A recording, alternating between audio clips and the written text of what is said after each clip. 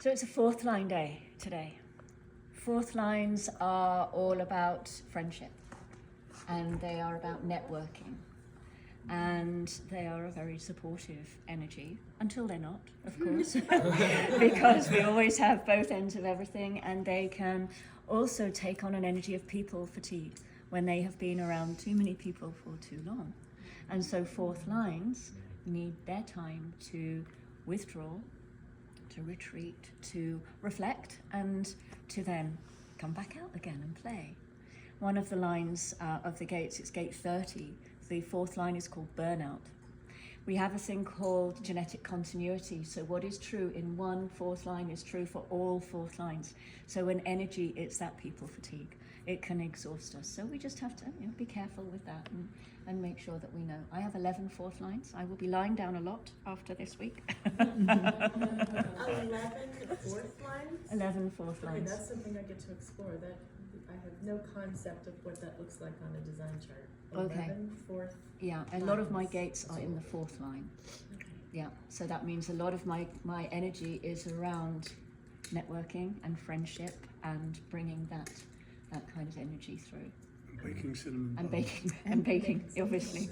To bring in her community, Yes, absolutely. to feed Yeah. them. It's the gate of bribery I with know I'm food. going down a little rabbit trail for just a second. I know where the gates connect to the centers. How do you know where the lines are? It'll say a gate, 36.4. Oh, it has 52.2. That's the dot part. Excellent. Yeah, That's so you're a Yes. 4-1, and so you're the fourth line on one side, on your personality side, and you're the first line on your design side. That's the four, those are the lines. So we can get together. go through that. Yeah, we will go through that. So the fourth line in gate 47 is called repression. And the fourth line in gate 22 is called sensitivity. And what both of them are saying really is, how receptive are we? How much are we sharing? How much are we bringing kindly to our network? And it's the same really with both gates, although they are different gates, it's the same thing. It's really looking at that receptivity that we have and taking care of our energy within that receptivity. And it seems very appropriate that we are coming together in this fourth line, this network today, that we are sort of finishing our circle with this energy. So we have the possibility of social openness through the rejection of formality. Are we going to let down those barriers? Are we actually going to really connect on that heart? Is what the work we've been doing. It's that letting go. It's that releasing into our breath and connecting on a very deep level. And then we also have, here we have a sense of identity that can be maintained despite external conditioning. Do we know who we are as we are going back into our lives? Can we hold what we have here in the sacredness that we have? Can we hold that as we go back into our lives? Into normality. What's that? No, indeed, what is that? And then we have 3 moon gates today, and they are all throat gates, as you might remember yesterday. All of the gates at the moment, the moon is going through its phase of the throat, so it's all about manifestation, communication. We have gate 8, first of all. We're in this energy at the moment. This is an individual energy. It's a self-empowerment and empowerment energy, and it's called contribution. What is my contribution? And it's not about anyone else telling you what your contribution is. It's about your contribution coming through from your own self-expression. That's the other end of the channel. It's how do you contribute? And that moves into gate 20 at 10 to 4 this afternoon, which is the gate of contemplation, the gate of the now. So who are we? What do we contribute? We get to really sit with that energy, and we get to contemplate it. And we get to do it now, because when else are we going to do it? You know, we can contemplate on everything that's happened. We're still contemplating now. So it's the only thing we have. And then we move into, in the early hours of tomorrow morning, the gate of enthusiasm and the gate of skills. And this is what we take into our morning tomorrow, enthusiasm. And we can pass this out. This is a collective energy. We get to share our enthusiasm. And our enthusiasm comes from something we've mastered. A bit of mastery coming through. So those are the energies that we have today. What time did you say that first gate came in? The first gate came in at 6:28 this morning. That was gate 8, the gate of contribution. The sun lines changed at 1:46 this morning. Any questions on the transit before I tell you a story? I absolutely love the elegance of mastery rather than mastery. Mastery. I'm just gonna go with that. To add to that for the moon in our She has a cage. Like I would listen to you every single morning. She does. she does. Yes. She has a She YouTube does have a YouTube. and Instagram. I spent a whole year last year going through every gate, every line. I posted every single day. And I went through all of it, and it's all still on my YouTube channel if you want to look at that. The dates and the times are very slightly different, and the moons, of course, are completely out of sync. But if you want to listen to the sun and earth, it's all there, and it's all free, and it's all available. It's my gift to my community. So you're very welcome to listen to that. And at the moment, Cynthia and I are going through just the gates. We're not doing the lines, but we're doing the gates, and I'm posting those. It's called Weaving My Wheel, and I post those every time that the sun changes. And that's, I kind of write it, and Cynthia beautifully edits it, puts it into conscious language, and then I record it and put that out. It's about every 6 days. Yeah. Gate changes.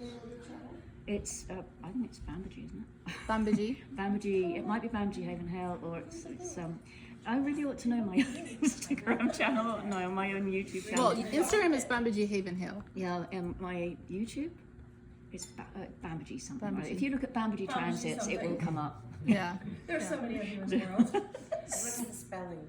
BAMBAJI. So to add to for the moons, when you look at your body graph, your own moon is like your driving force and your focus. And it's really, I think it's such an amazing thing when I look at someone's design and say their personality is one trait, like, I don't know, they're really organizing, like it's a Virgo trait, for example. And yet their moon could be new beginnings and chaos and all this other stuff. You might see them more as that moon because it becomes their focus, it becomes their driving force. So when we have the moon shifting, we get that flavor as well. It can be distracting, it can take us off course, it can support. So when the 20 or when the 8 comes in right now, it connects to Abe's line, gate 1, gives him this energy of this channel to be able to bring out that self-expression. When the 20 and the, what's next? 16 come in, they bring in complete integration for me and give me a voice to in the now and to bring in my energy from the rest of those channels. And what's so wonderful with the moon's journey is that it goes through every gate every month. The sun takes a whole year to go around the mandala, so we track that because it takes longer. We can sink into the energies a bit more, and we can really feel into those energies. The moon does it every month. So if we wanted to get into that, we could look at it on an ephemeris. Janie and I can help you with that. And you can actually have a look and see what is hooking me up every day or 3 times a day, giving me a different energy to feel into. These are possibilities that we can explore when we're looking through our designs. And it really, like once you start tracking your own design within a month, it's amazing to have the awareness, because I will know, for example, when the throat activations, like this time period, I will start getting a sore throat. I'm completely I'm undefined in that area, so it's an area of wisdom, and I'm around someone who's defined all the time, and so it's like an extra. Well, everyone around me seems to be defined, except for Hominy. And I'll feel that sore throatness, so I'm like, oh wait, let's go look. Sure enough. And it's like all the splenic gates, they come in one after the other. So we have a season for the sun gates, and that's usually around October. And the splenic gates are all about our immune system and taking care of our health, and it's body awareness. And very often in the fall, as you guys say, in the autumn, people get sick. And it's their body's natural cleansing. It's a really good time to cleanse when all of these splenic gates are coming in, because it's working with our bodies to do that. And we can do small ones as the moon transits each month if we wanted to follow it in that way. So there are lots of possibilities of working with the mandala and taking care of our health through using the mandala. Yeah.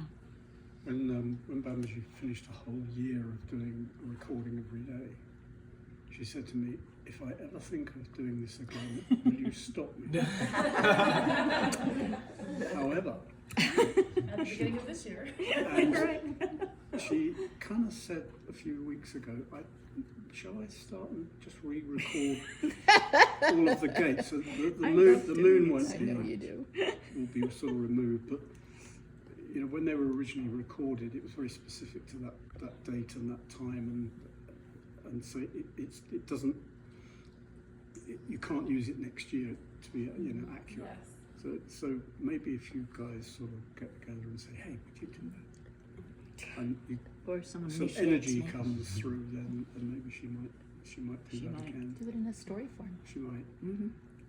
I would love to hear that. But as you say, listening to them every day, the Yeah. response that got from the people who are listening over that year is extraordinary. Okay. This isn't about Bam. I shall let them know. Are you ready for a story?